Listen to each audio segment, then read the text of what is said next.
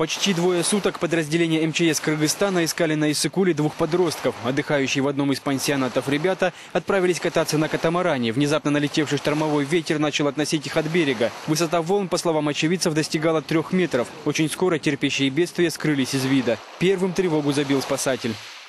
Вот катамараны, я уже здесь зашел, он где-то 1,5 километра он ушел. Я звал, начал помогать скутером спасателей. Для поиска пострадавших были мобилизованы все имеющиеся в распоряжении МЧС ресурсы. Наблюдение с берега и обследование акватории на катерах результатов не дали. Шли вторые сутки спасательной операции. Квадрат за квадратом поверхность озера осматривали с вертолета. Родители пропавших подростков наняли частный катер, закупили топливо.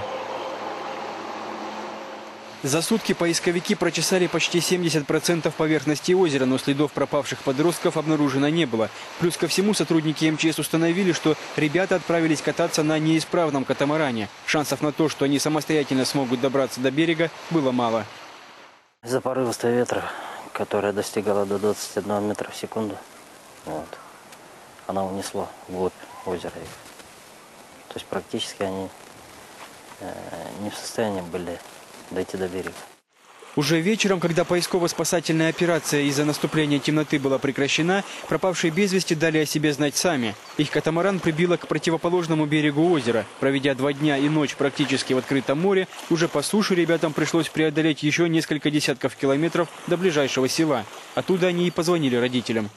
Дети нашлись, находятся в поселке Хаджисай, и по дальнейшему уже непосредственно связались с одним из сынов детей пропавших, непосредственно переговорили с ним, состояние нормальное, то, что оба живы, здоровы, находятся и получают там пищу у местного населения.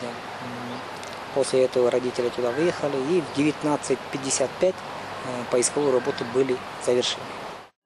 Сейчас подростки находятся под наблюдением врачей рядом с родителями. Сами спасатели называют произошедшее чудом.